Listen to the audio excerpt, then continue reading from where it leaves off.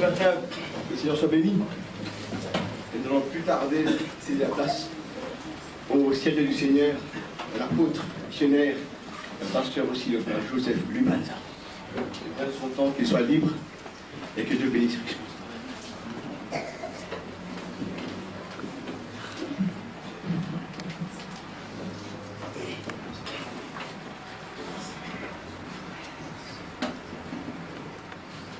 Je vous salue tous dans le précieux nom du Seigneur Jésus-Christ. C'est un grand privilège pour moi d'être dans la présence du Seigneur ce matin.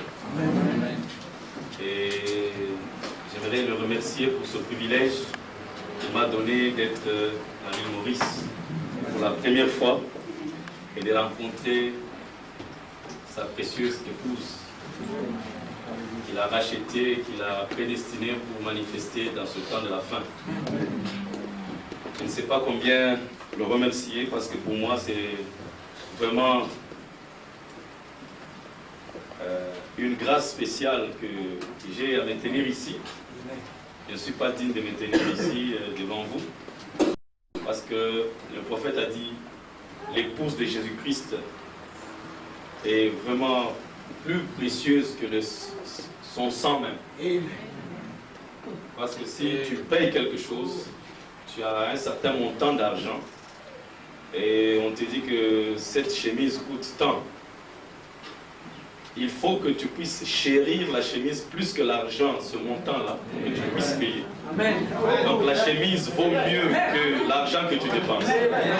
Amen. Amen. Et le prophète dit que Seigneur, je tiens dans mes mains ce soir ce qui est plus précieux que le sang de Jésus-Christ. Je tiens l'épouse de Jésus. Amen. Amen. Et si réellement Dieu a fait de vous plus précieux que son sang, alors j'ai peur de me tenir ici, parce que vous êtes des âmes pour lesquelles il est mort, et donc on ne peut pas blaguer avec les âmes que Jésus-Christ a rachetées. C'est pourquoi je suis tout tremblant de me tenir ici. Et j'ai apprécié beaucoup le Seigneur aussi pour ce que après plusieurs années, depuis que... Oui, merci. Ça va. Chaque fois que je sors de mon pays, le Congo, je prêche toujours en anglais. Même les notes que j'ai, toutes les notes sont déjà en anglais. Donc je vais commencer à lire depuis l'anglais, puis je vais traduire. Parce que les seuls pays que je visite jusque-là, ce sont les pays anglophones. Alors quand le frère Jagui m'avait dit non, mais à l'île Maurice, tu seras à l'aise parce qu'il parle français. J'ai dit gloire au Seigneur. C'est pourquoi je suis très content. Après plusieurs années, je vais prêcher en français en dehors de mon pays. Je me sens vraiment à l'aise.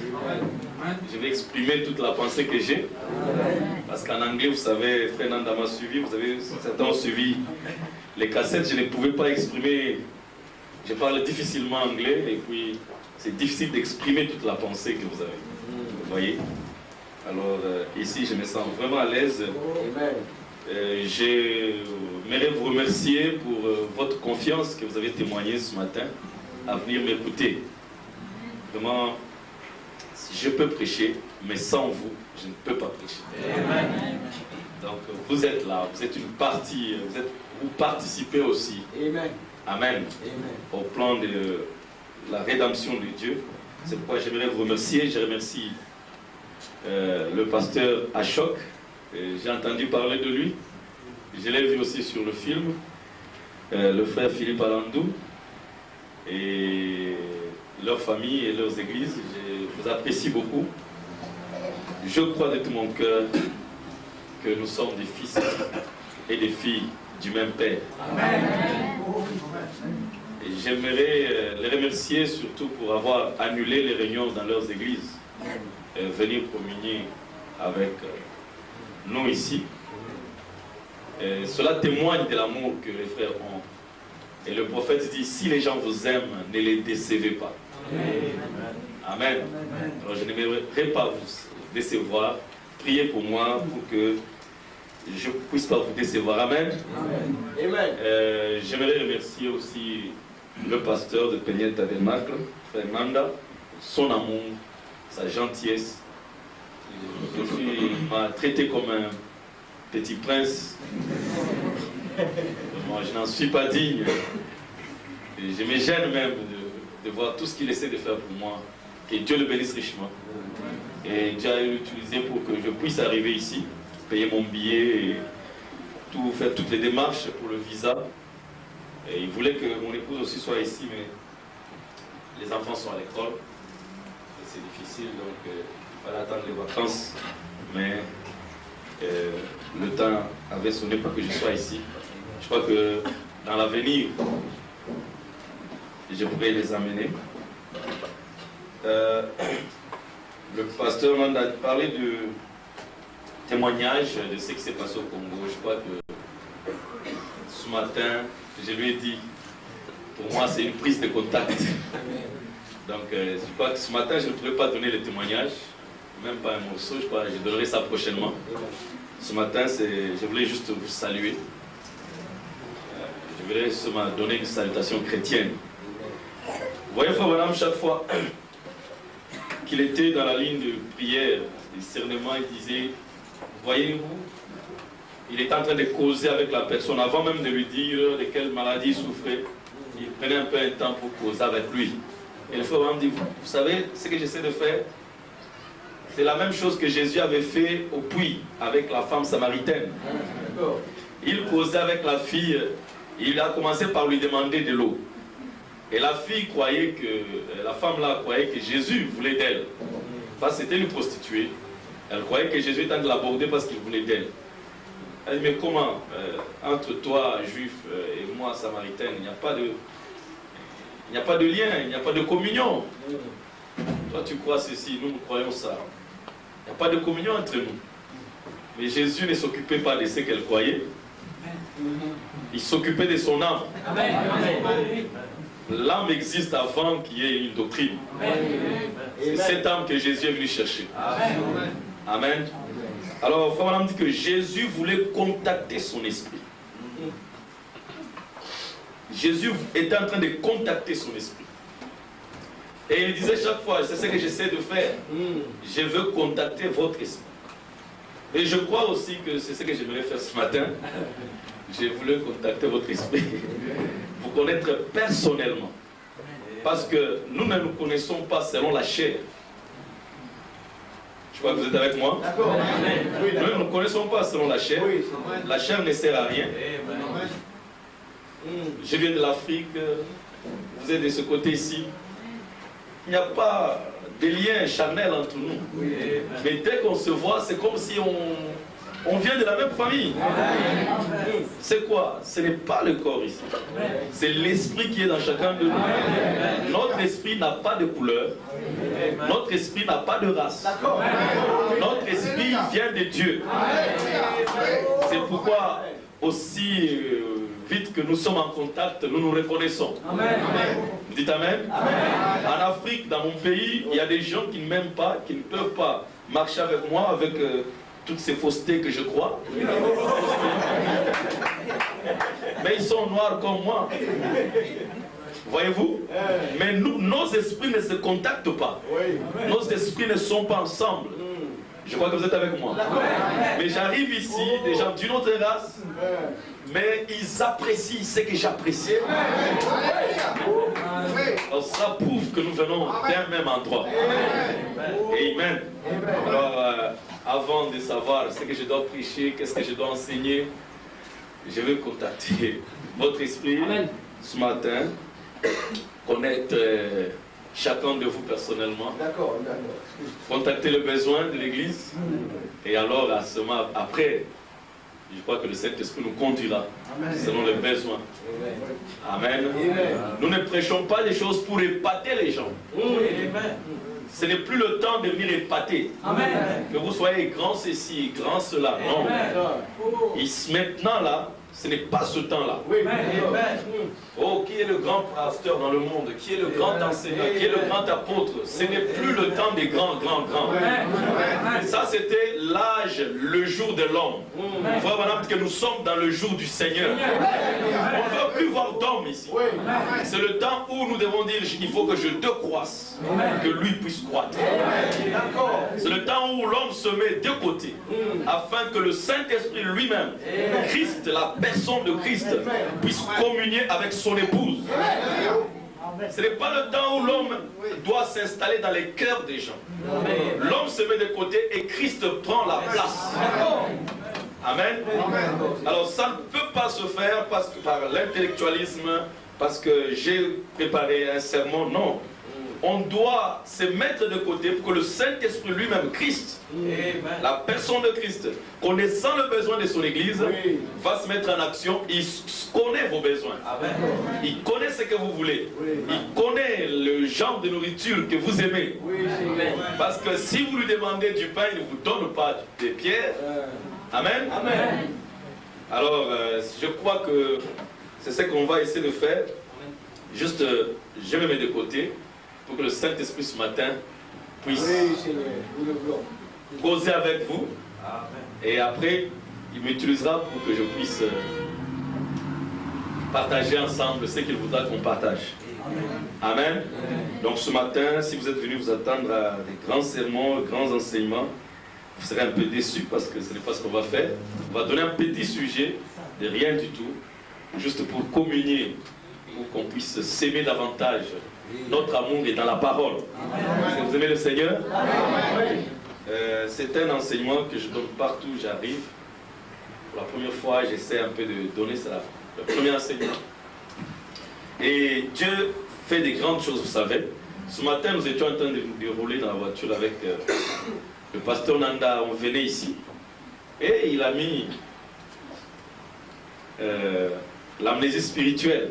Il dit non, il y a une petite partie de l'amnésie. Il dit frère, prends-moi ça, j'aimerais écouter, terminer ça. Alors il a mis, vraiment, j'ai dit merci Seigneur, parce que vous savez, dans l'amnésie spirituelle, Dieu parle de l'identification. Que quand quelqu'un a l'amnésie, ça veut dire qu'il a perdu son identification.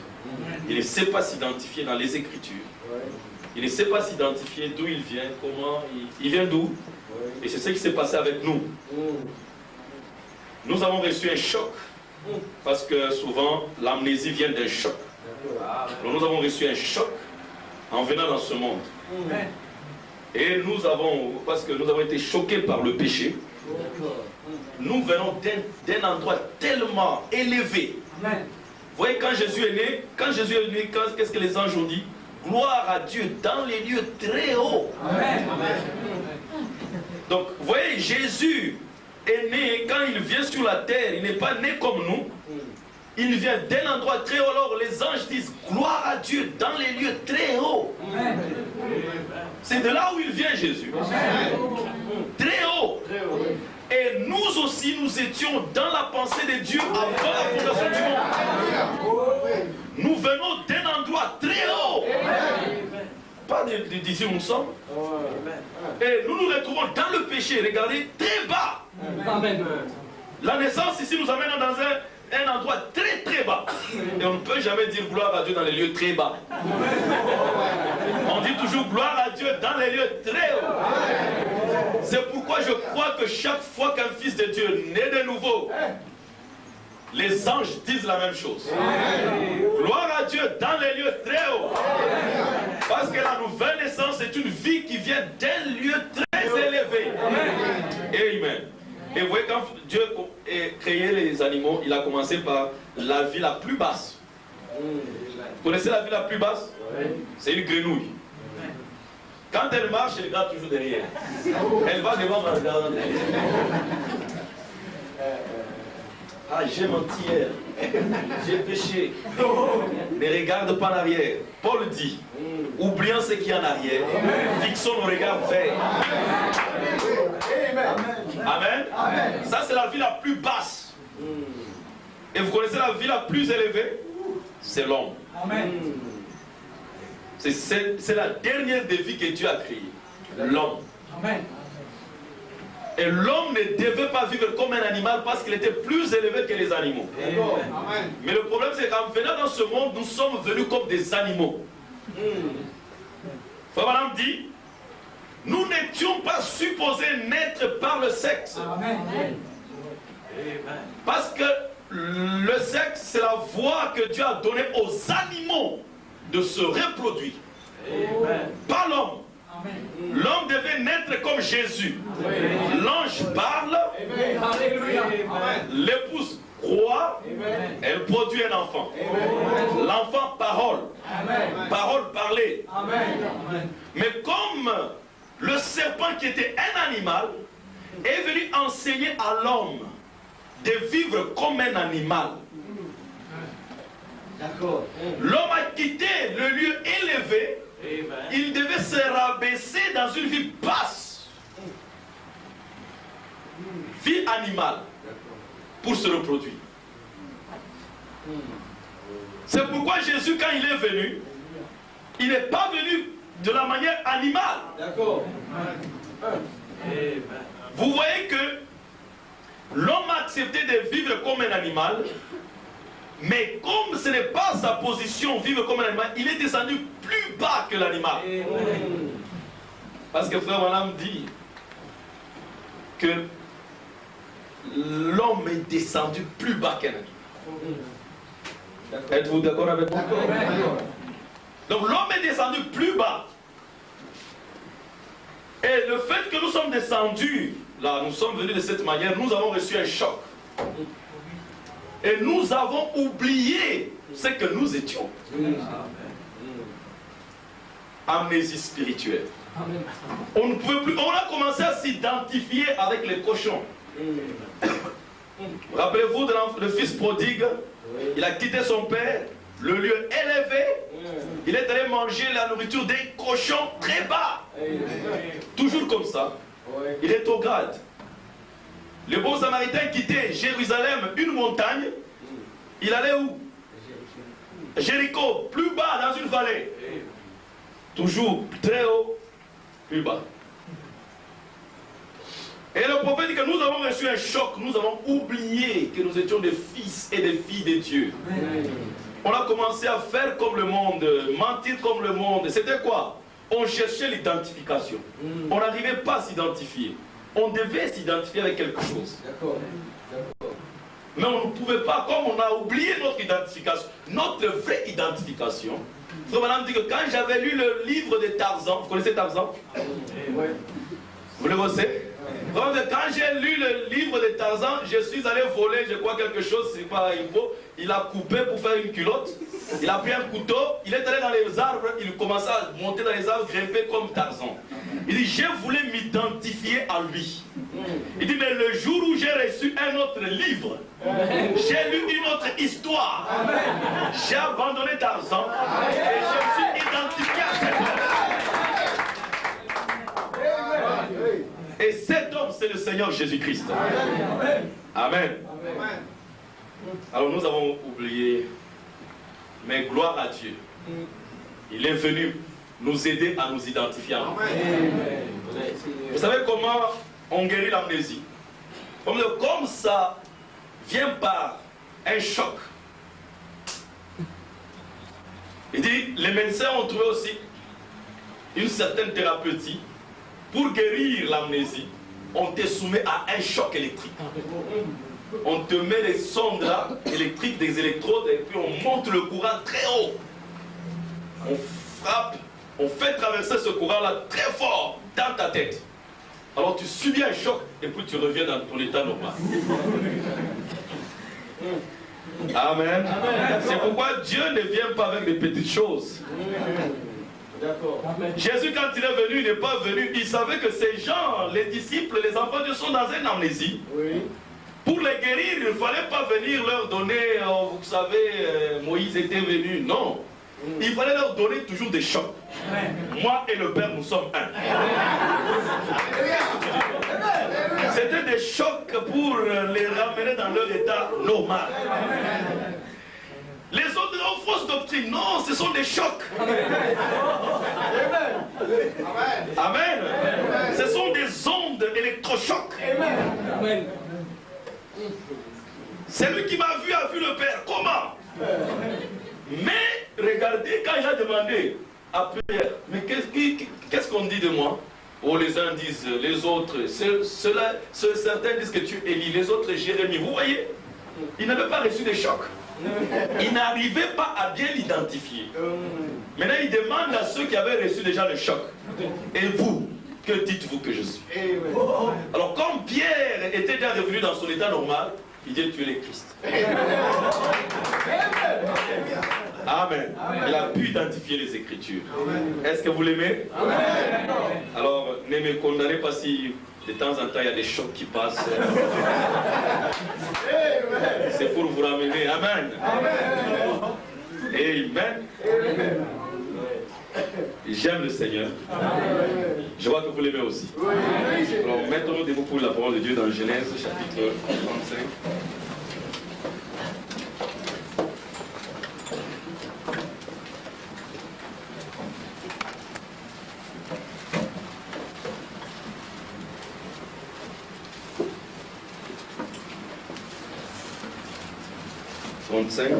Prions le Seigneur.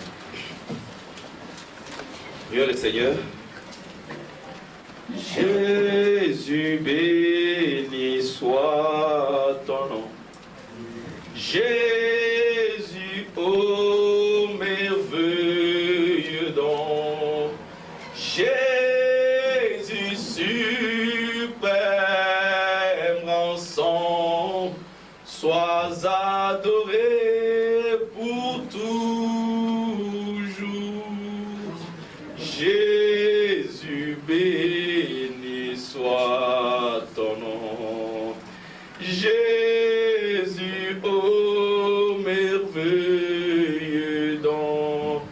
Jésus, suprême rançon. Sois adoré pour toujours. Seigneur notre Dieu, Jésus Dieu Tout-Puissant, éternel Dieu des armées, c'est toi le Dieu d'Adam, notre héritier. C'est toi le Dieu d'Abel, notre sacrifice. C'est toi le Dieu de Seth, notre résurrection. C'est toi le Dieu d'Enoch, notre enlèvement. C'est toi le Dieu de Noé, notre arche. C'est toi le Dieu d'Abraham, notre foi. C'est toi le Dieu d'Isaac, notre justification. C'est toi le Dieu de Jacob, notre grâce. C'est toi le Dieu de Joseph, notre perfection. C'est toi le Dieu de Moïse, notre libérateur. C'est toi le Dieu de Josué, Jéhovah sauveur. C'est toi le Dieu de David, notre roi. C'est toi le Dieu de Salomon, le roi de paix. C'est toi le Dieu de Jésus, la parole faite chair. C'est toi le Dieu de Paul, la colonne de feu. C'est toi le Dieu de William Branham, la parole parlée. C'est toi notre Dieu encore aujourd'hui. Nous t'adorons Seigneur. Nous te louons Jésus. Nous te sommes reconnaissants. Nous sommes ici Jésus pour adorer ton saint nom, pour écouter tes oracles. Bénis mes frères, bénis mon âme, bénis ta parole. Est-ce que tu puisses nous parler ce matin? Nous voulons sortir de cet endroit en disant, nos cœurs ne brûlaient-ils pas en nous pendant qu'il était en train de nous administrer sa sainte présence? Merci Jésus. Bénis la parole dans le nom puissant de Jésus-Christ, notre Sauveur et notre Dieu. Amen. Genèse 35.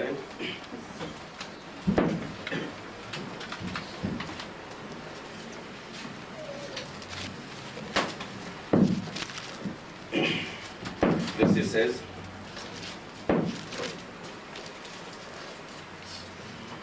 Ils partirent de Bethel, et il y avait encore une certaine distance jusqu'à Ephrata. Lorsque Rachel accoucha, elle eut un accouchement pénible. Et pendant les douleurs de l'enfantement, la sage-femme lui dit, « Ne crains point, car tu as encore un fils. » Et comme elle allait rendre l'âme, car elle était mourante, elle lui donna le nom de Ben-Oni, mais le père l'appela Benjamin. Rachel mourut, elle fut enterrée sur le chemin d'Ephrata, qui est Bethléem. Jacob éleva un monument sur son sépulcre, c'est le monument du sépulcre de Rachel qui existe encore aujourd'hui. Jérémie chapitre 31.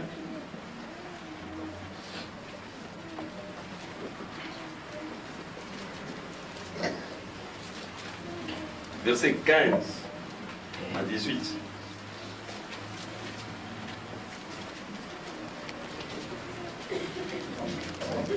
Ainsi par l'Éternel, on entend des cris à Rama, des lamentations, des larmes amères. Rachel pleure ses enfants. Elle refuse d'être consolée sur ses enfants, car ils ne sont plus. Ainsi parle l'Éternel.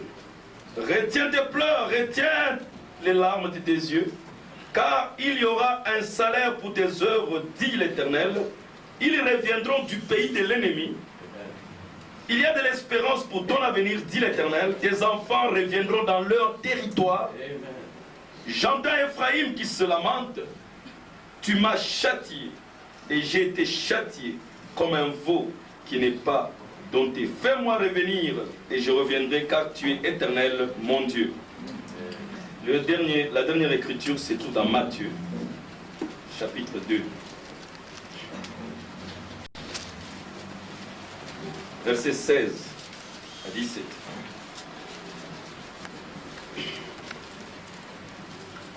Alors Hérode, voyant qu'il avait été joué par les mages, s'est mis dans une grande colère, et il envoya tuer tous les enfants de 2 ans et au-dessous, qui étaient à Bethléem et dans tout son territoire selon la date dont il s'était soigneusement enquis auprès des mages. Alors s'accomplit ce qu'avait été annoncé par Jérémie, le prophète. On a entendu des cris à Rama, des pleurs et des grandes lamentations. Rachel pleure ses enfants et n'a plus voulu être consolée parce qu'ils ne sont plus. Que Dieu bénisse avec sa parole. Vous pouvez vous asseoir.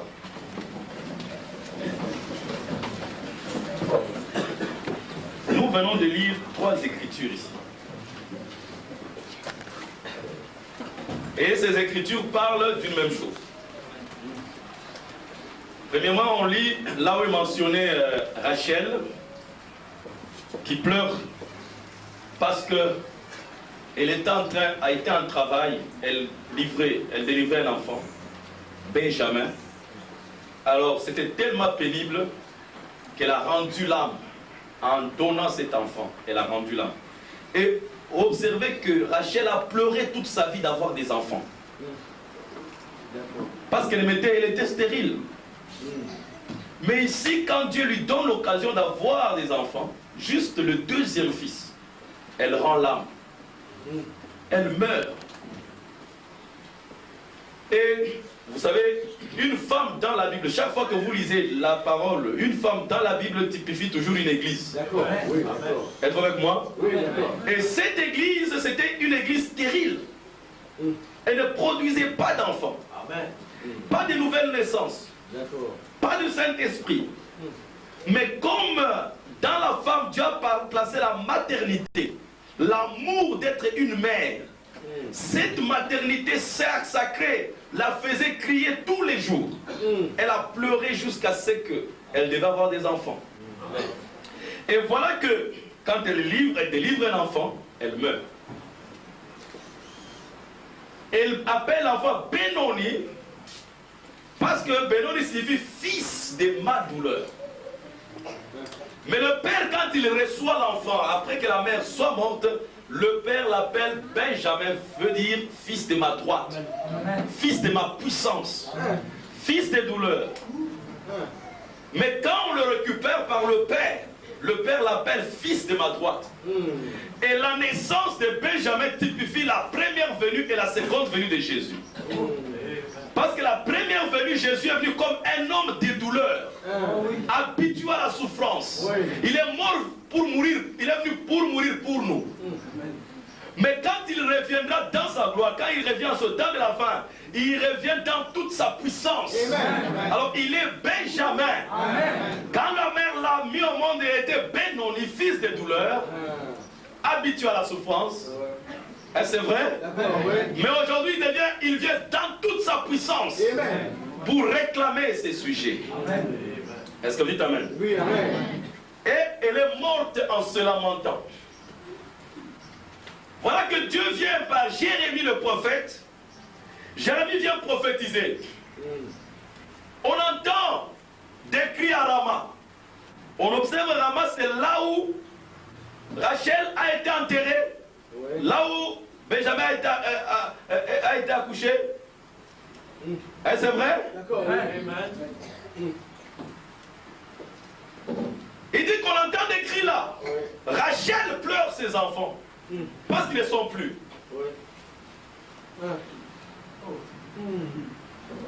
Lamentation. Et vous savez que Jérémie était un prophète de lamentation. Lamentation à Rama. Pleure. Rachel pleure ses enfants. Ils ne sont plus. Et on arrive dans Matthieu. Quand Jésus est né, et que Hérode a constaté que les mages l'ont menti, il s'est fâché. Il a envoyé tuer tous les enfants à partir de 2 ans et en dessous. Pas au-dessus, mais en dessous. 2 ans en dessous. Devaient être tués. Et alors le prophète dit, et Matthieu dit, alors pour que s'accomplisse ce que Jérémie a dit. Donc ici, Matthieu voit dans cet accomplissement ici de cette chose qui se passe, quand Hérode tue tous les enfants, tous les fils, il n'a pas tué les filles, on tue les fils. Donc tous les fils, pourquoi il a fait ça? Parce qu'il a vu que les mages lui avaient dit que non, l'étoile a voyagé pendant 2 ans. Donc il s'est dit que l'enfant devait avoir au moins 2 ans. Et en dessous. C'est pourquoi il a voulu tuer. En tuant tous les enfants là, pour lui, il a dit non, j'ai atteint ce roi-là, je l'ai tué. Est-ce que vous êtes avec moi? D'accord, oui. Ici c'est l'histoire. Hein? Donc c'est simple de suivre, de comprendre. Alors il dit,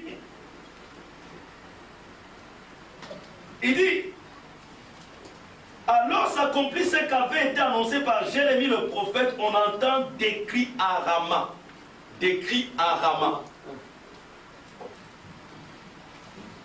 Des pleurs et des grandes lamentations. Rachel pleure ses enfants. Alors le sujet ce matin, le titre c'est Pleurs à Rama. C'est le sujet que nous allons parler ce matin. Le titre, mais nous allons traiter sur un sujet. Le contenu de ce titre, ça sera l'épouse et Christ et le mystère de Christ révélé. Frère Branham a prêché Christ est le mystère de Dieu révélé. Mais nous parlons à partir de cette écriture que l'épouse est le mystère de Christ révélé. Amen. Frère Branham, quand il est venu prêcher cette prédication, Christ est le mystère de Dieu révélé, il dit, maintenant mon texte, j'aimerais prendre de ceci ce texte, mais basant sur toute la Bible entière, sur la Bible entière. Mais j'aimerais donner ce titre, que Christ est le mystère de Dieu révélé. C'est ça qu'il dit dans cette prédication quand il commence. J'aimerais donner le titre que Christ est le mystère de Dieu révélé. Et plus loin dans la même prédication, à la page 39, il dit, son Église, c'est lui-même révélé. Dites Amen. Amen. Vous dites Amen? Amen. Je sais que vous croyez ça. Amen. Dites un grand Amen. Amen. Ok, je suis content. Il dit que son Église, son Église c'est qui? C'est pas des arbres, c'est vous qui êtes ici. Amen. Son Église, c'est lui-même révélé. Amen. Donc si moi je cherche à voir Jésus aujourd'hui, je ne vais pas aller loin, je dois vous chercher vous. Amen. Vous êtes en train de dévoiler Christ au monde. Amen. Oui. De la même façon que Jésus a dit, celui qui m'a vu a vu le Père. Amen. Tu dois aussi être capable de dire ce matin, celui qui me voit, voit Jésus. Amen. Parce qu'il dit que son Église, c'est lui-même révélé. Amen. Lui-même qui Christ, la parole. Amen. Oui. Le voyez-vous? Exprimé par la parole qui est, la parole elle-même qui est Dieu. L'épouse, c'est Jésus. Amen. Alléluia. Amen. Peut-être pour bien m'exprimer, je vais dire que Adam ou Ève, c'est Adam au féminin. Amen. Là c'est clair? C'est clair. Adam c'est Ève au féminin. Et Ève c'est Adam au féminin. Amen. Le croyez-vous? D'accord. Amen. Pleinement d'accord. Amen.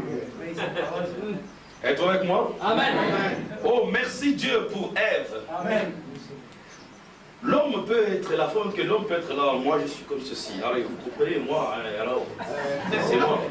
Il dit, mais regardez sa femme. Vous savez qui est l'homme. Parce que la femme dévoile l'homme. La femme est la révélation de l'homme. Vous pouvez connaître ce que l'homme est. Regardez sa femme, comment elle s'habille, comment elle se comporte, comment elle parle. Vous allez voir un homme là, un frère là, très doux, gentil, parle jamais. Mais la femme parle comme la radio. L'homme là, peu importe ce qu'il me dit, même s'il est comment, il marche comme un saint, avec une tête inclinée à 45 degrés, pour moi, cet homme-là parle comme la radio. Parce que la femme le dévoile. Est-ce que vous dites amen? La femme, oh merci Seigneur pour les femmes. C'est dévoile. Parce que l'homme est tout un mystère. L'homme, c'est tout un secret. Mais grâce à la femme, nous pouvons connaître qui est l'homme. Amen. Jésus, c'est un mystère. Amen.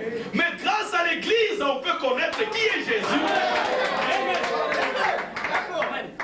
Les Grecs ont dit, messieurs, nous voulons voir Jésus. Il dit, avant de me voir, voilà comment vous allez me voir. Si un grain de blé ne tombe en terre.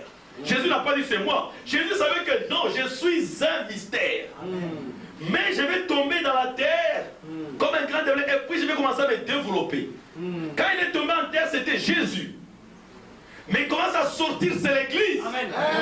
La même vie qui était en lui commence à sortir sous la forme de l'Église. Il montrait que vous me verrez sous la forme de l'Église.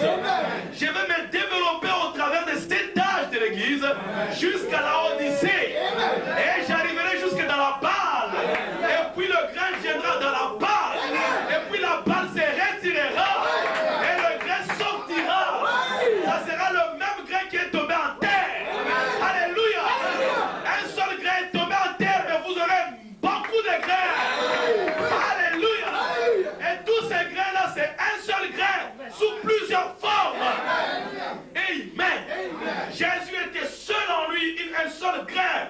Mais aujourd'hui, c'est Jésus. C'est Jésus. C'est Jésus. Amen. Le croyez-vous?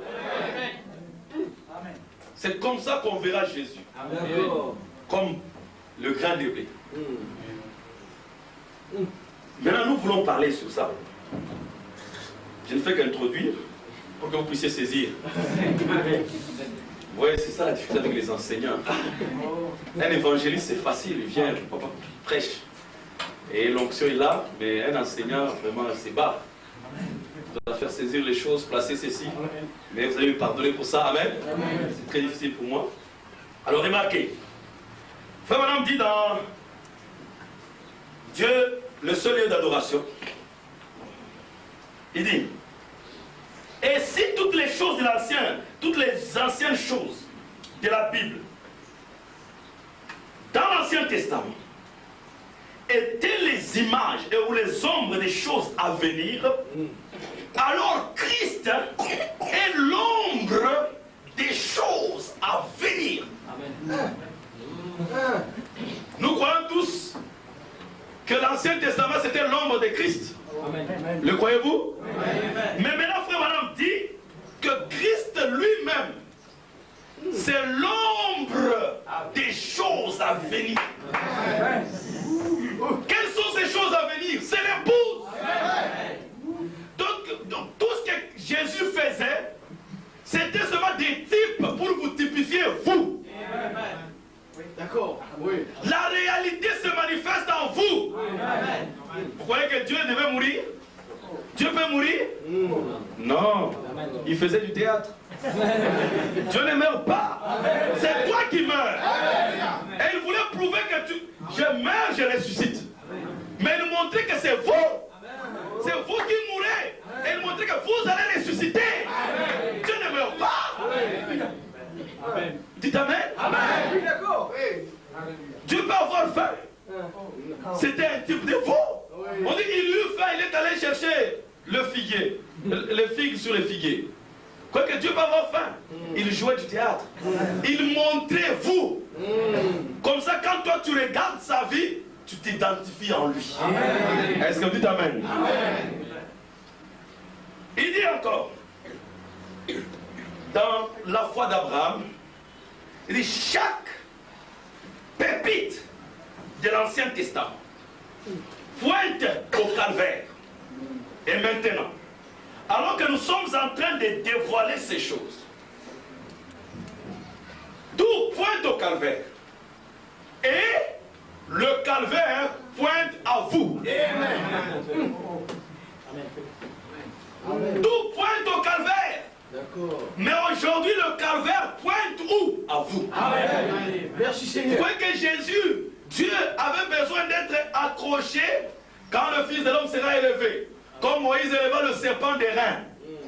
Vous croyez que Dieu avait besoin d'être élevé sur un arbre? Non! C'est vous qui êtes la croix. Votre corps va élever Jésus pour que les gens voient Jésus en vous. Est-ce que vous êtes avec moi? Tout ce que Jésus faisait là-bas, c'était des types. Vous êtes la réalité de la Bible. Nous sommes en train de parler maintenant d'une Bible. Un jour, on va la fermer totalement. Parce que cette Bible, on n'aura plus besoin de l'aide. On aura besoin de toi. Amen. Tu seras cette Bible qui marche. Cette Bible qui parle. Est-ce que vous dites Amen? Donc, ici, nous sommes en train de voir ici que la parole de Dieu était un type de choses à venir. Christ, vous typifiez vous. Êtes-vous avec moi? Donc nous voyons que ces choses, frère Madame dit quelque part, ces choses, c'est dans l'exposé, ainsi dit le véritable. De la parole véritable, en anglais ça sort true, donc vrai. C'est un mot merveilleux, vous voyez. Cela ne signifie pas vrai dans le sens opposé au faux. Mais ça exprime la parfaite réalisation d'une idée, contrairement à une réalisation partielle. Vous comprenez? Quand il dit que voici ce que dit le véritable, ça ne veut pas dire que c'est contraire à quelque chose qui est fausse. Ça veut dire seulement une parfaite réalisation. Donc quand Jésus était venu, mes frères, c'était une partielle réalisation du plan du salut. D'accord, oui, oui. Mais la parfaite réalisation devait venir au temps de la fin. Merci Seigneur. Vous demandez pourquoi Jean avait pleuré. Jésus était déjà mort. Jean a pleuré, mais la croix était déjà là. D'accord. Pourquoi Jean a pleuré? C'est parce que le plan n'était pas encore complet. La croix c'est bien, mais il fallait que les seaux s'ouvrent pour que tout le plan soit complet. Est-ce que vous dites Amen? Donc maintenant, avec ce que je viens de dire, j'ai placé maintenant ma base, l'étoile de fond. Voyons maintenant ces écritures.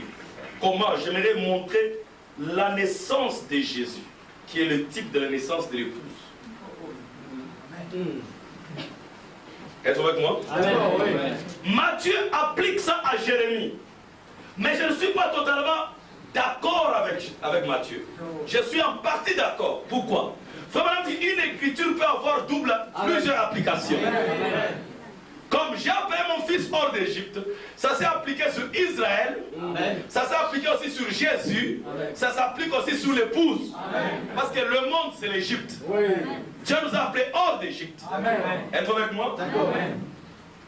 Alors, Matthieu montre que c'était l'accomplissement de Jérémie. Mais j'aimerais vous montrer que Jérémie s'était accompli en partie. Parce que Jérémie nous dit que j'entends Ephraïm dire « j'ai été frappé ». Et on dit que tes enfants vont revenir dans leur territoire. Ça veut dire que tes enfants, les enfants de Rachel, vont revenir dans leur territoire.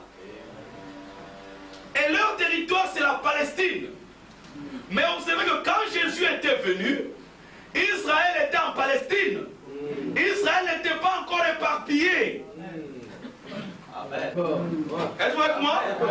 Mais aujourd'hui, nous voyons Israël qui était dans le monde en train de retourner en Palestine. Et la Bible dit que tes enfants vont retourner dans leur territoire. Donc Dieu est en train de parler du temps de la fin.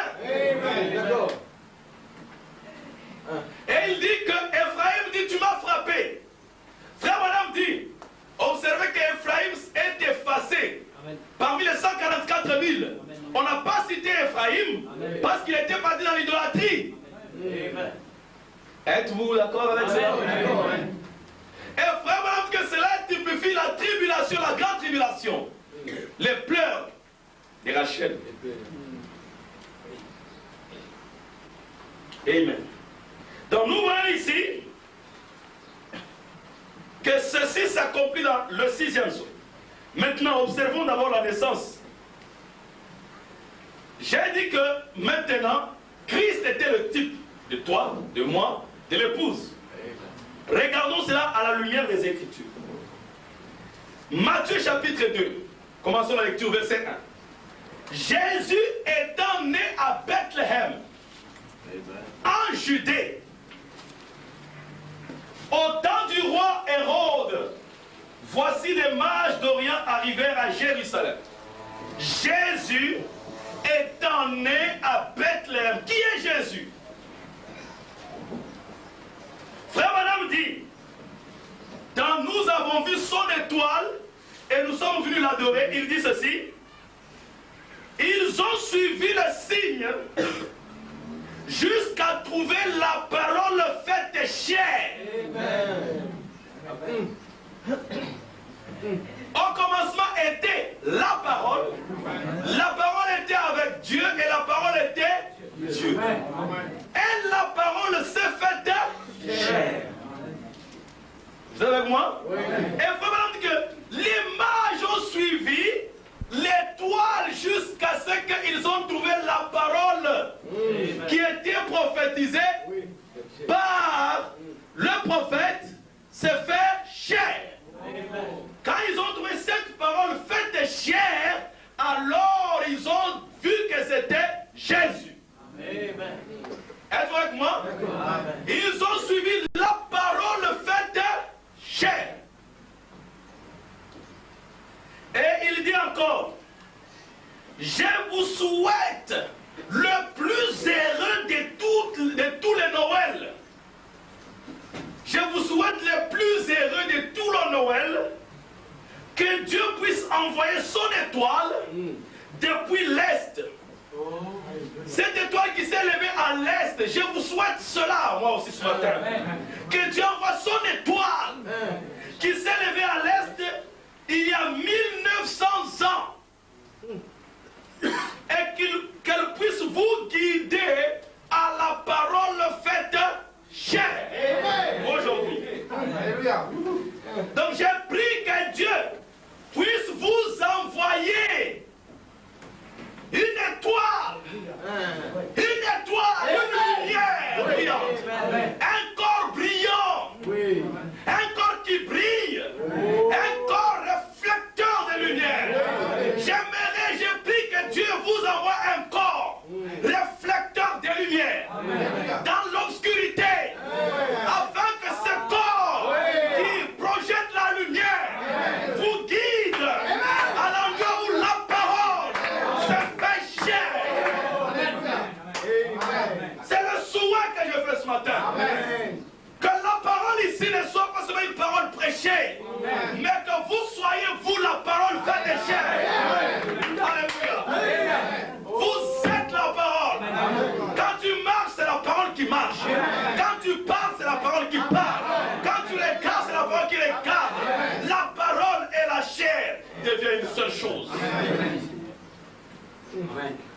C'est ça mon souhait.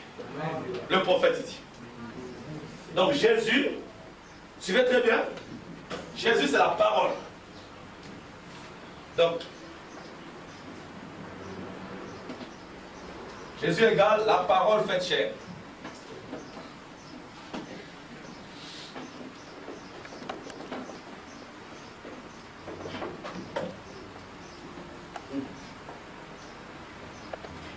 Les dénominations disent, le prêtre peut prêcher. Ne fumez pas, ne buvez pas. Et puis après, vous le trouvez dehors en train de fumer. Et bien, prêtre, tu fumes. Il dit non, faites ce que j'ai dit et non pas ce que j'ai fait. Voyez-vous? Il prêche, mais ce qu'il prêche ne peut pas se faire cher. Mais on prêche, je suis toujours pécheur. Je n'arrive pas.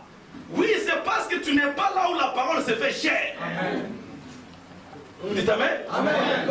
Mais il y a un endroit où la parole se fait chère. Tu dois aller là-bas. Les mages ont été conduits à cet endroit-là. Si tu veux que cette Bible devienne toi, il faut que tu trouves cet endroit. Mais pour que tu trouves cet endroit-là, là où la parole deviendra vie en toi, il faut une étoile. Il faut une étoile. Parce qu'une étoile ne brille que la nuit. J'aimerais vous faire remarquer qu'ils ne voyageaient pas la journée. Parce que la journée, il n'y a pas d'étoile. Ils attendaient, quand c'est l'obscurité, alors l'étoile apparaît. Ils commencent à suivre. Ils suivent. Quand c'est la journée, ils s'arrêtent. Ils attendent que la nuit tombe pour que l'étoile apparaisse. Est-ce que vous dites amen? Jésus est la parole faite chair. La parole vivante. La parole vivante. La parole qui marche. Et je crois que l'épouse aujourd'hui doit devenir la parole. Êtes-vous la parole? Dis, oh non, je ne vois pas la parole à mon frère. Non, crois seulement. N'aie pas peur, ne regarde pas ce que tu es. La foi n'a pas des yeux. Les yeux ici, non. La foi ne tient pas compte des yeux. La foi ne tient pas compte des sens. Amen. Non, je sens en moi que je ne suis pas encore. Non, la foi ne sent pas. Non, je sens que je ne suis pas encore un chrétien. Qui t'a dit? La foi ne sent pas. La foi croit. Amen. Je ne vois pas encore la parole. Non, la foi n'a pas des yeux ici. Les yeux ici, la foi ne les utilise pas. Dieu ne t'a pas donné les yeux ici pour voir la parole. Dieu ne t'a pas donné les yeux ici pour le voir lui. Dieu t'a donné la foi pour le contacter. C'est aussi simple que ça. Dis je crois. Moi je crois. Frère dit, dites que je crois. Dans la ligne de prière, vous savez ce que Frère Madame a fait? Il dit, sœur, tu viens de tel endroit, ton nom s'appelle tel, tu es là, et tu souffres de telle maladie, n'est-ce pas? Si c'est vrai, lève ta main. Ok, si tu crois, va à la maison, témoigne que tu es déjà guéri. Amen. La sœur est encore malade. Mais dit, va à la maison, va témoigner que tu es déjà guéri. Mais je suis encore malade. Non, va témoigner que tu es déjà guéri. Amen. Amen. Oh, mais tu dis que tu es guéri, mais tu ne sens pas ici, ça fait mal. Non, je suis déjà guéri. Vous dites amen. Amen. Mais tu dis que tu es chrétien, mais tu ne vois pas, tu fais encore ça. Non, je suis déjà chrétien. Je suis sauvé. Je suis sauvé. Je suis sauvé. Et mon corps obéira à ma confession. Amen. Je n'obéis pas le corps, c'est le corps qui doit m'obéir. Le corps obéit ma foi. Amen. Vous dites amen. Amen. Un jour, il y avait un frère qui était handicapé, il ne savait pas marcher dans une chaise roulante. Alors il est venu de la réunion, le Saint-Esprit apparaît, l'ange apparaît, tu es guéri, il va. Il est parti. Il ne marchait pas. Amen. Il ne marchait pas. Il était dans la chaise roulante, il était dans acheter des chaussures. Oh. Il témoignait partout, je marche, gloire à Dieu. Amen. Il est encore dans la chaise roulante. Amen. Gloire à Dieu, je marche. Amen. Un pasteur est venu dire, oh, tu ne vois pas que tu jettes l'opprobre sur le Seigneur Jésus que tu prétends croire. Il a regardé et dit, messieurs, moi je vous ai suivi, vous les théologiens, vous n'avez rien fait pour moi. Amen. Les médecins n'ont n'ont rien fait pour moi. Amen. Maintenant, le dernier espoir qui me reste, tu veux me l'arracher. Gloire à Dieu. Il a continué à témoigner, je marche, gloire à Dieu, je marche. Qui lui a dit que quand tu vas marcher, ta pointure sera temps? Personne. Parce que ses pieds étaient tellement tordus, il ne savait pas mettre sa pointure. Mais il a quand même acheté par la foi. Et quand Dieu devait redresser ses jambes, ses pieds, ça devait convenir à ses chaussures. Alléluia. Et un jour, l'ange l'a visité. Tout d'un coup, il a sauté. Il a commencé à marcher, il a commencé à courir, il a porté les chaussures. Il a couru. Il a jeté les appareils orthopédiques. Je marche, gloire à Dieu, je marche. Il n'a pas attendu de marcher pour témoigner. Il a témoigné avant de marcher. Vous dites amen? Toi aussi, tu dois témoigner avant de voir quelque chose. Vous dites amen? Amen. Je crois que vous êtes la parole faite chair. D'accord. Amen. Témoignez ça, je suis la parole. Je suis la parole. Je suis la parole. Je suis la parole. Abraham, quand il est parti, j'ai un enfant, gloire à Dieu. Amen. Ils sont partis dans le magasin, les vieux là, avec des bâtons. Sarah, un pépé et une mémé. Monsieur, est-ce que nous pourrions avoir la layette? Quoi? Pour votre petit-fils? Non, non, pour notre fils qui vient. Avec ma vieille femme ici, nous aurons... dit quoi? Mais regardez, les vieux, quand ils vieillissent, ils perdent la raison. Comment un vieux comme ça, il ne sait même pas marcher, comment peut-il avoir un bébé? Mais Abraham dit que non, donnez-moi la layette, est-ce qu'il y a les couches ici? Dites amen. Il a tout préparé. Toi, tu attends que la femme soit grosse pour que tu achètes la layette. Si la femme n'accouche pas, Dieu a dit il n'y aura point de stérile parmi mes filles. Je crois d'abord. J'achète la layette, je mets dans la maison. Et témoigne à chaque jour. J'ai un enfant. Gloire à Dieu, j'ai un enfant. Est-ce que vous dites amen? Et un jour, Sarah a regardé un changement. Elle était déjà grosse. Est-ce que vous le croyez? Elle était déjà grosse. Pourquoi? Parce qu'ils avaient cru. Ils avaient cru. Et Dieu était obligé d'honorer leur foi. Dites aussi que je suis la parole de Dieu. Dans le temps de la fin, je suis la parole de Dieu. Et le corps va obéir à votre confession. Est-ce que vous dites amen? Amen. Donc, nous lisons dans Matthieu chapitre 2, Jésus étant né à Bethléem. Maintenant, remplaçons les X par leur valeur. Remplaçons Jésus par sa vraie valeur. Jésus est la parole faite chair. Maintenant, on dit, la parole faite chair étant né à Bethléem. Vous dites amen? Amen. On dit que Jésus c'est la parole faite chair. Amen. Donc la parole devait naître où? À Bethléem. Amen. La parole étant née à Bethléem. Qui est Bethléem? Vraiment que Bethléem, ça veut dire la maison du pain d'Élohim. La maison du pain de Dieu. Et il prie là, il dit, oh, toi, petite Bethléem, qui est la moindre de tous. Comme on dit. Oh, toi, petit prédicateur. Oh, toi, petite épouse.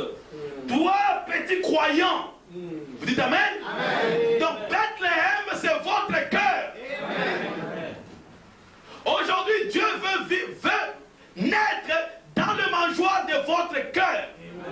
Et Bethléem, aujourd'hui, c'est l'épouse. La parole doit naître dans toute sa plénitude dans l'épouse. Est-ce que vous dites amen? Amen. Maintenant, nous continuons encore à lire. Nous lisons la parole dans la lumière du temps du soir. La parole étant née dans l'épouse, dites amen maintenant. Amen. En Judée. Oui. Judée c'est quoi?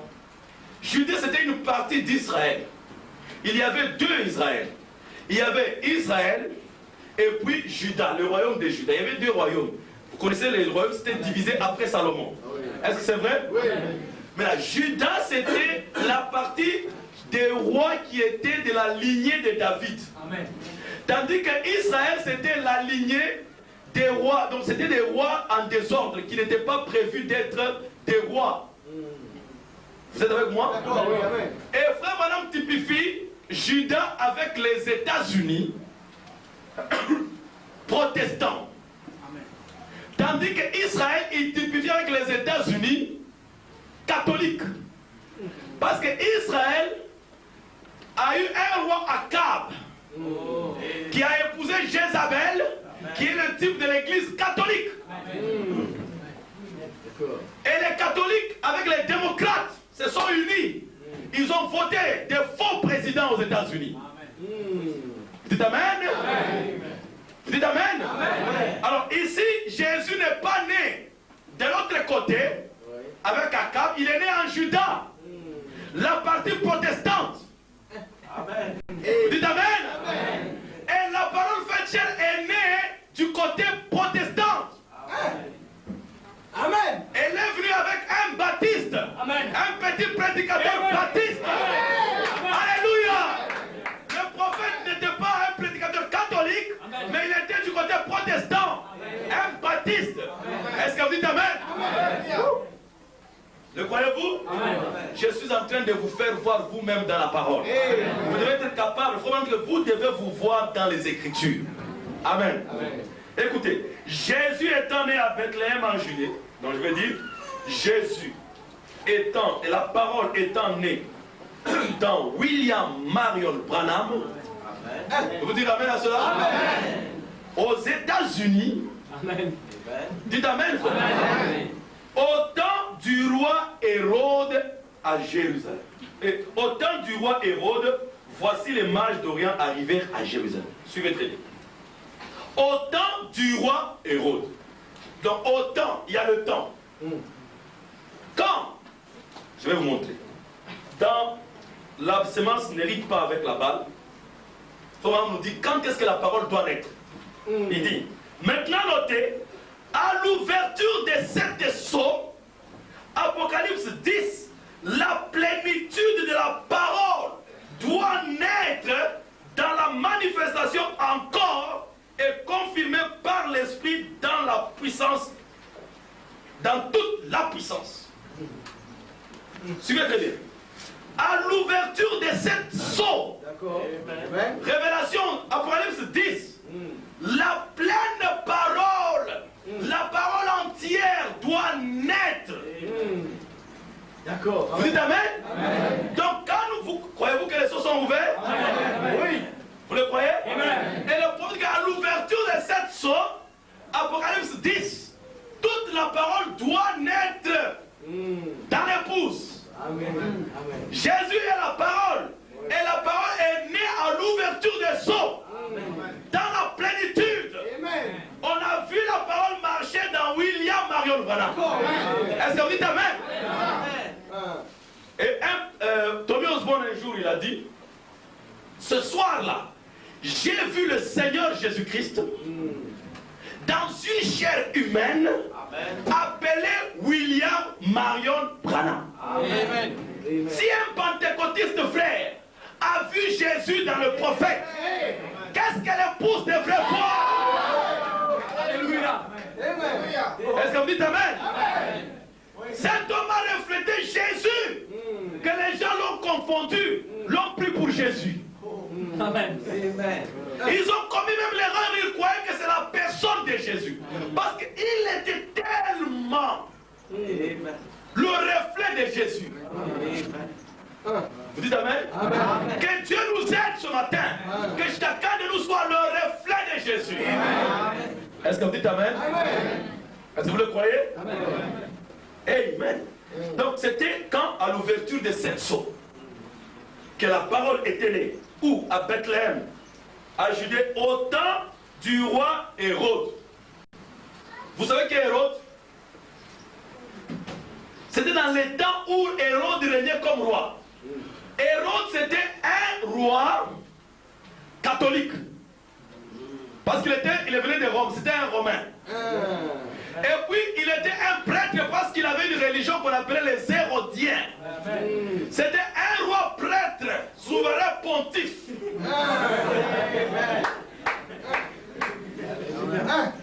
Vous êtes avec moi? C'était pendant que ces rois romains régnaient sur Jérusalem, Jérusalem qui est le type de l'église. Il y avait un roi prêtre romain. Amen. Qui est le pape. Amen. Amen. Dieu est en train de vous montrer que quand est-ce que la parole va naître? Cette parole naîtra aux États-Unis, dans un prophète, pendant le temps où il y aura un roi prêtre catholique qui régnera sur l'église. Et les jours où le prêtre était là à Jérusalem, il y a eu éclipse dans le ciel. Amen. Quelle précision Dieu nous a parlé dans la Bible. La parole est cachée sous forme de mystère. Oui, d'accord. Amen. C'est pendant ce temps que ce pape régnait comme un roi, le pape catholique. Alors la Bible dit les mages vinrent de l'Orient. Amen. Amen. Alors les mages sont venus de l'Orient. Maintenant, nous savons que le roi Hérode, c'est le pape aujourd'hui. C'est pendant ce temps que la parole est née. Vous dites Amen? Amen. Et les mages sont venus de l'Orient. Qui sont les mages? Les hommes. Il faut maintenant être en train de définir chaque chose ici. Qui sont les mages? Il dit.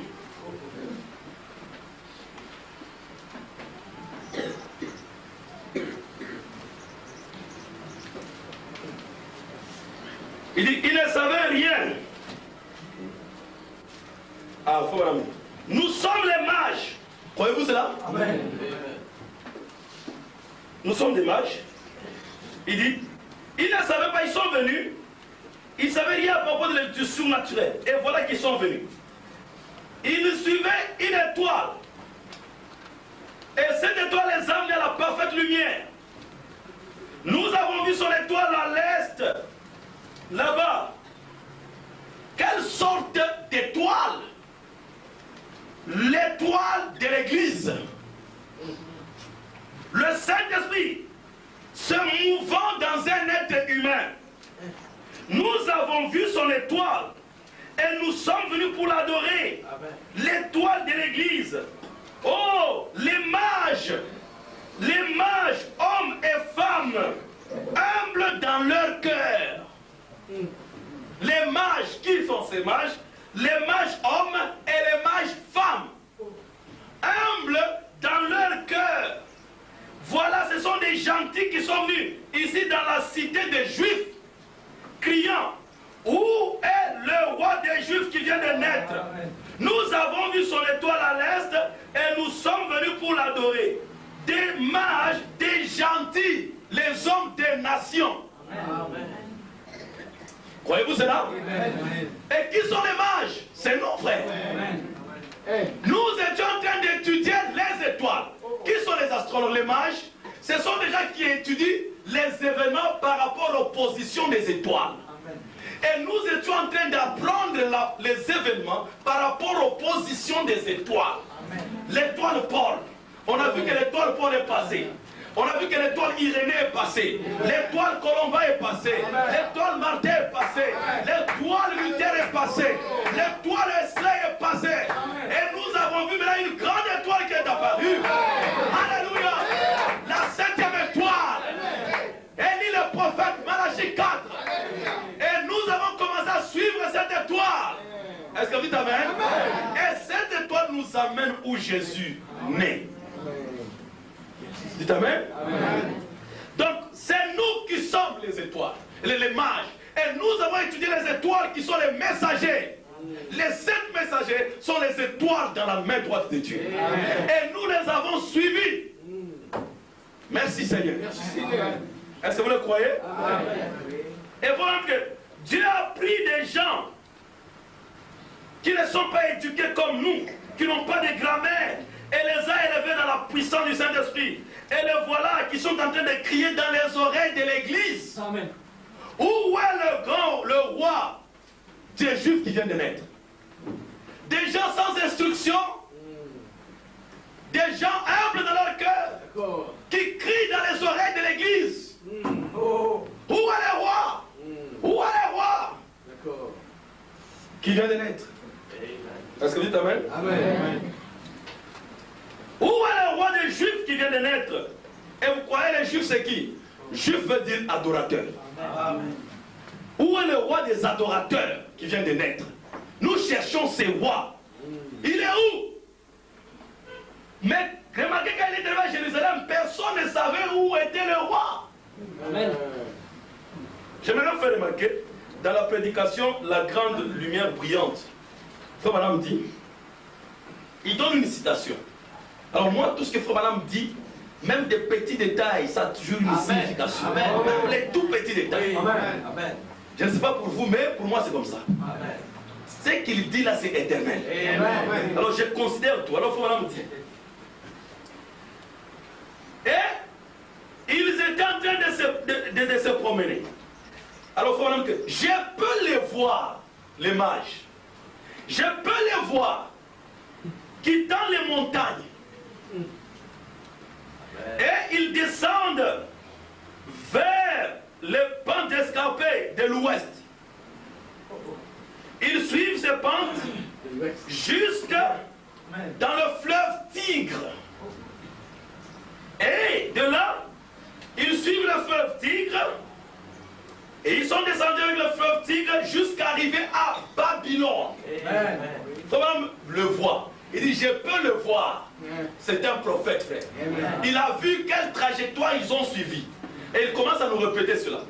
Il dit, ils ont traversé le fleuve Euphrate. Ils ont traversé le fleuve Euphrate et ils sont descendus encore jusque dans la terre des Philistins.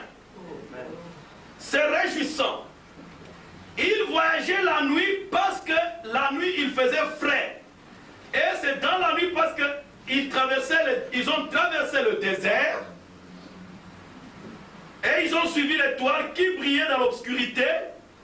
Ils devaient suivre la lumière et ils sont venus finalement à Jérusalem. Et quand cela a frappé Jérusalem, la lumière a disparu. Soudainement la lumière a disparu, l'étoile a disparu à Jérusalem. Parce que quand ils sont arrivés à Jérusalem, maintenant c'était leur temps de briller. Ils ont suivi la lumière, mais quand ils sont arrivés à Jérusalem, c'était leur temps maintenant de briller.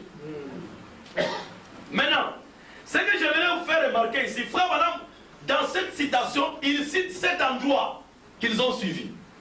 Premièrement, les pentes escarpées. Deuxièmement, le fleuve Tigre. Troisièmement, Babylone. Quatrièmement, le fleuve Euphrate. Cinquièmement, le territoire des Philistins. Cinquièmement, le territoire des Philistins. Sixièmement, le désert qu'ils ont traversé. Et septièmement, ils sont arrivés à Jérusalem, les 7 âges de l'église. Amen. Vous êtes avec moi? J'ai dit que tout ce que Frère Madame dit a une signification. Amen. Parce que Frère Madame dit que Jérusalem c'est le type de Laodicée. Quand l'étoile a frappé Jérusalem, elle est restée dehors. Lisez Révélation chapitre 3. Christ est à l'extérieur de l'église. Il toque, il essaie de rentrer. D'accord. L'étoile est restée à l'extérieur de Laodicée.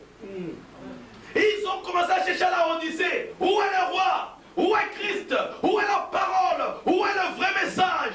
Christ n'était pas dans la Odyssée. C'était obscur.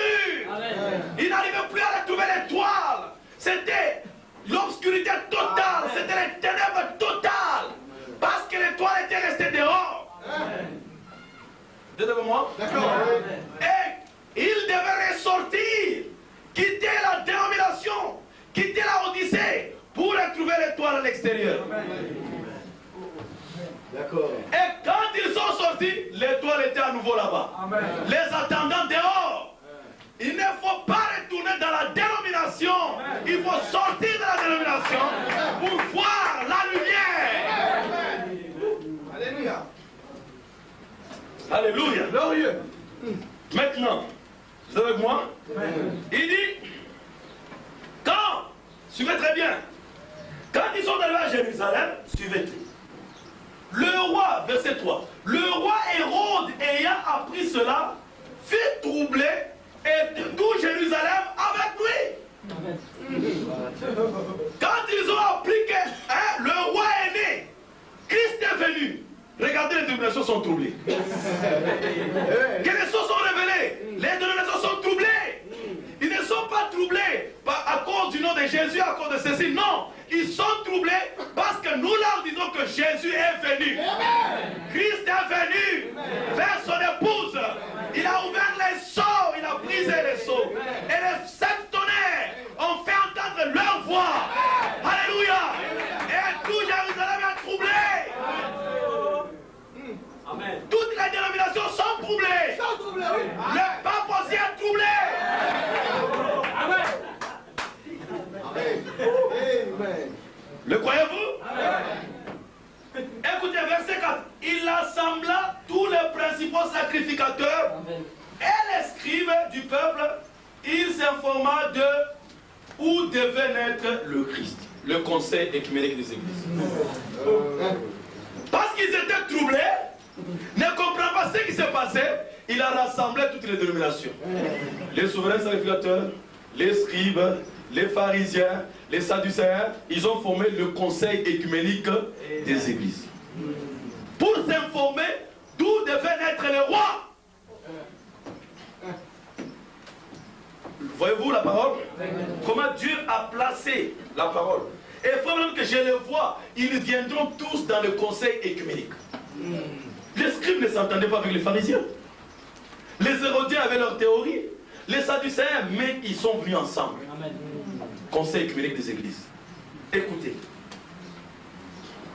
Il lui dit, verset 5, à Bethléem. Ils lui ont dit. Il a demandé, mais ce message de ces gens qui disent que nous sommes les dénominations, ils nous condamnent, ils disent que nous sommes la sémence du serpent, ça vient d'où? Il dit non, le message là est venu avec un prophète William Branham, aux États-Unis, à Jeffersonville. Et ils disent que Christ est descendu sur le mont Sunset Mountain, et que l'ange puissant est descendu.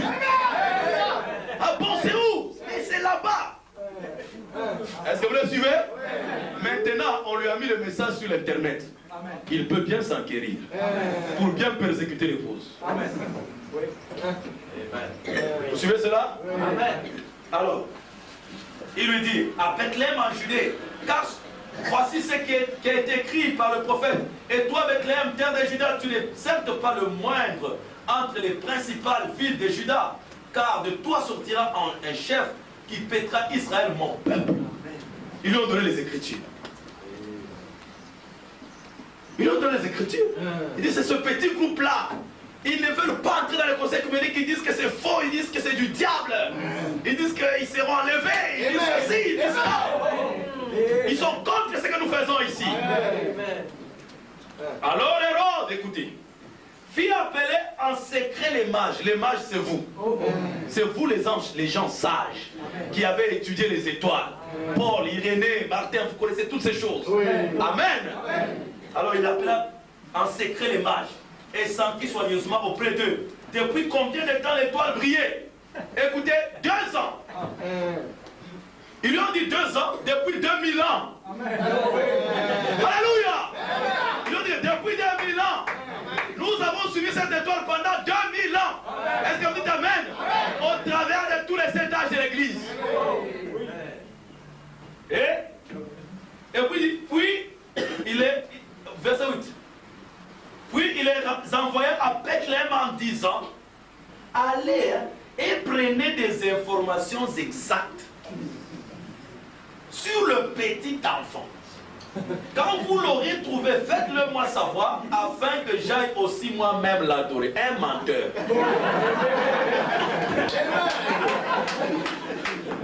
Est-ce que vous croyez qu'il allait l'adorer? Il voulait aller le tuer. Il dit, allez vous enquérir, sondez profondément encore le message. Faites-moi savoir encore de plus ample précision, afin que moi aussi, un démon. Oui, nous disons le pape, c'est un démon, frère. Dites Amen. Le serpent ancien, la même ruse, il tua Abel. Il tua, il veut encore tuer. Maintenant écoutez. Après avoir entendu le roi, il partit. Et voici l'étoile qu'ils avaient vue en Orient marchait devant eux jusqu'à ce qu'étant arrivé au-dessus du lieu où était le petit enfant, elle s'arrêta. Amen. Alléluia. L'étoile a quitté partout là-bas, elle a quitté, et il est arrivé, il s'est arrêté où? Où est-ce qu'on a vu la colonne de feu aujourd'hui? Là où était le petit enfant. Amen. C'est pas la colonne de feu ici. Il n'y a pas quelqu'un qui a ça? La Bible dit, voilà. Et voyez-vous, l'étoile est arrivée jusque là où était le petit enfant. Et l'étoile s'est arrêtée. Vous dites Amen? Amen. Parce que le petit enfant était là-dedans. Amen. C'est ça. Voilà. Jusque là où était le petit enfant. Ça c'est Bethléem. Dites Amen. Amen. Toi aussi tu es Bethléem. L'étoile s'arrêta. Pour qu'il n'y ait pas de confusion. Amen.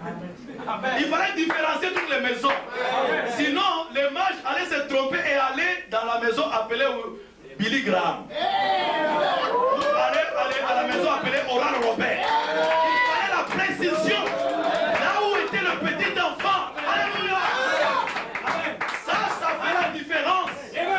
Ça différencie là où il y a le petit enfant. Billy Graham dit que non, ici à Shiloh, il y a aussi l'enfant. Oral Robert dit aussi à Jérusalem, ici, parce qu'Oral Robert c'est le type de Jérusalem. Il y a aussi le petit enfant. Trop de confusion. Tommy Osborne aussi. Mais le petit Bethléem, humble, n'a pas parlé. Seulement l'étoile est arrivée tranquillement et a identifié la maison. Est-ce que vous le croyez? Vous le croyez? Nous n'avons pas besoin encore d'une autre colonne de feu. Pour identifier quoi? L'étoile est venue identifier la maison. Dites Amen. Voilà que toutes les autres colonnes de feu, c'est des mensonges.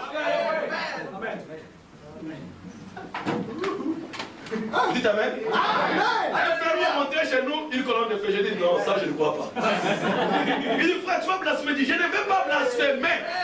Si je ne crois pas ta colonne de feu, je ne vais pas blasphémer.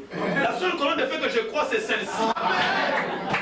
Si tu veux que je croie ta colonne de feu, donne-moi le film là, la pellicule que j'envoie à Douglas là-bas. On a testé ça. Alléluia. Ça c'est Corée. Il veut usurper l'autorité d'un prophète.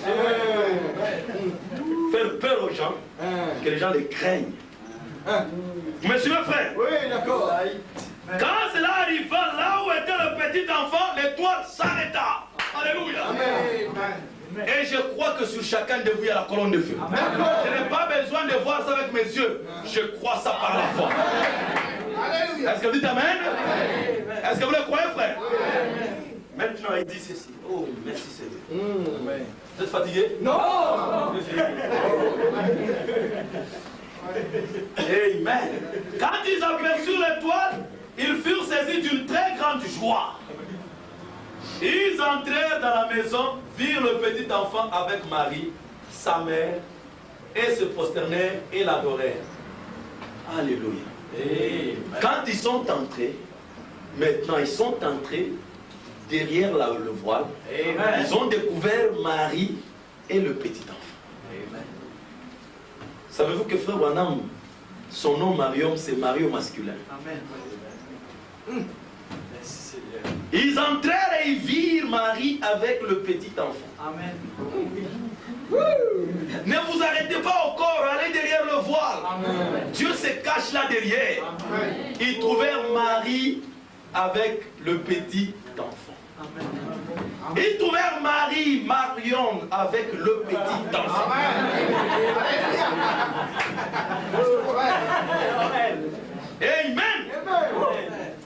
Vous le croyez?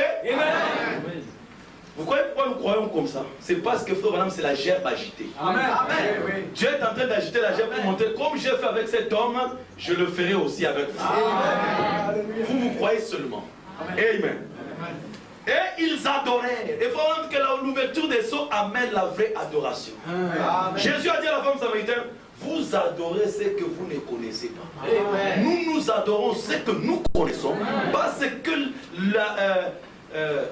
parce que quoi? Ouais, un peu l'anglais maintenant me confond. Parce que ouais, parce que le salut vient des Juifs. Amen. Dieu cherche les adorateurs qui adorent Dieu en esprit et en vérité.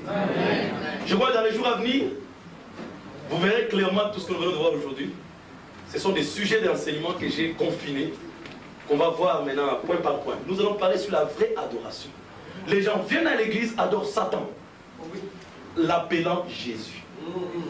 Oh Seigneur Jésus, mais c'est Satan. Frère, madame dit cela. Oui, d'accord. On va voir. C'est quand ils ont trouvé Marion avec le petit enfant qu'ils adoraient. Vous adorez où? Où est le lieu d'adoration? Vous dites amen, frère?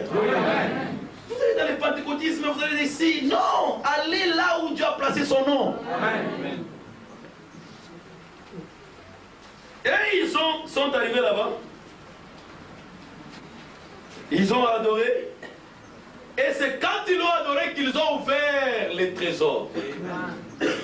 Donc tout ce temps, leurs trésors étaient voilés, frère. C'était des mystères. Vous me suivez? Mais quand ils ont vu le Fils, ils l'ont adoré, alors ils ouvraient. Alors leurs trésors, leurs secrets étaient dévoilés. Amen. Amen. Et ils étaient à toi. Amen. Le mystère. Le triple mystère. Amen. Ils avaient trois secrets, mais qui parlaient d'une seule chose. C'était un seul mystère, mais sous différentes formes. Amen. Sous trois formes différentes. Le triple mystère Amen. que Dieu devait dévoiler. Amen. Est-ce que vous me suivez? Amen. Alors, ils ont fait cela, ils ont adoré le Fils. Le Fils. Écoutez. Ils ouvrirent ensuite leur trésor et lui offrirent en présent de l'or, de l'encens et de la myrrhe. Puis, divinement avertis en songe de ne pas retourner vers Hérode, ils regagnèrent leur pays par un autre chemin. Divinement averti veut dire par un prophète. La Bible, quand dit divinement, ça veut dire prophétiquement. Un prophète les a avertis par la révélation de ne plus retourner dans l'église catholique. Ne retournez plus dans l'église catholique. Ne retournez plus dans la dénomination. Sortez du milieu de mon peuple. Ne retournez plus là-bas. Alléluia. Ils partirent par un autre chemin. On nous a jamais dit quel chemin ils ont pris. Un autre chemin. C'était le départ soudain et secret de l'épouse. Amen. Après l'adoration, ils furent enlevés. Amen. On ne sait pas là où ils sont partis. Un secret. Maintenant, Hérode, quand il a vu que l'épouse n'est plus retournée dans la dénomination, n'est plus revenue à l'écuménisme, la colère s'est enflammée. Amen, il s'est enflammé de colère. Lorsqu'ils furent partis, voici un ange du Seigneur apparu en songe à Joseph et lui dit, lève-toi, prends le petit enfant et sa mère, fuis en Égypte et reste ici jusqu'à ce que je te parle. Car Hérode cherchera le petit enfant pour le faire périr. Apocalypse chapitre 12. Lisez cela. Le Fils fut élevé vers le trône. Amen. Et la femme fut cachée dans le désert. Est-ce que vous dites amen? Amen. Joseph se leva, prit de nuit le petit enfant et sa mère, se retira en Égypte. Il y resta jusqu'à la mort d'Hérode, jusqu'après le millénium. Jusqu'à ce que, non, jusqu'après 3 ans, quand on a 3 ans et demi, jusqu'à ce qu'on a pris Hérode, le diable, on l'a mis dans la prison. Vous dites amen? Amen. Alors écoutez, afin que s'accomplisse ce que le Seigneur avait annoncé par le prophète, j'ai appelé mon fils hors d'Égypte. Alors Hérode, voyant qu'il avait été joué par les mages, par l'épouse, s'est mis dans une grande colère. Il envoya tuer tous les enfants de 2 ans et au-dessus qui étaient à Bethléem et dans tout son territoire, selon la date dont ils étaient soigneusement enquis auprès des mages. La grande tribulation. Tu rates l'enlèvement. la grande tribulation vous attend. Les sages, les folles, les femmes, les vierges folles seront persécutées amèrement dans la grande tribulation. Amen. Et il a tué les enfants de 2 ans jusqu'en dessous. Justification, sanctification. Si tu ne vas pas au-delà, jusqu'au baptême du Saint-Esprit, la persécution t'attend. Et ils étaient sanctifiés, c'est-à-dire vierges. Elles étaient pures. 2 ans. Justification, sanctification, c'est tout. Jusqu'en dessous. Ceux qui sont seulement justifiés et ceux qui sont justifiés et sanctifiés, tous ceux-là seront persécutés dans la grande tribulation. C'est pourquoi vous devez aller plus loin. Au-dessus de 3 ans. Alléluia. Amen. Vous dites Amen. Pour éviter la tribulation, il faut aller jusqu'au baptême du Saint-Esprit. Vous le croyez? Amen. Alors il dit, alors, verset 17, alors s'accomplit ce qui avait été annoncé par Jérémie le prophète. On a entendu les cris à Rama, des pleurs et des grandes lamentations. Rachel pleure ses enfants. Elle n'a pas voulu être consolée parce qu'ils ne sont plus. Vous dites Amen. Est-ce que vous le croyez? C'était la grande tribulation. Rachel a commencé à pleurer ses enfants. Et c'est là où Jérémie s'accomplit parce que maintenant les enfants, les Juifs sont retournés dans leur territoire. Et les vierges folles seront persécutées. Mais pendant ce temps, l'épouse sera déjà. L'épouse qui a suivi l'étoile, le corps brillant. Un prophète qui brille, qui reflète la lumière de Christ. Et qui les a conduits jusqu'à ce que la parole devienne vie en eux. Est-ce que vous dites Amen? Amen. Cela montre que Christ, l'épouse aujourd'hui, est le mystère de Christ révélé. Donc nous voyons dans cette vie de Jésus, nous voyons tout ce qui va se passer depuis que Jésus est parti jusqu'aujourd'hui. Juste dans la tribulation. Et après quand Hérode est mort, après 3 ans et demi, Joseph est revenu, c'était le millénium. Est-ce que vous dites Amen? Amen. Que Dieu vous bénisse. C'était ce que je voulais partager ce matin, vous montrer que l'Église, l'épouse, est le mystère de Christ révélé.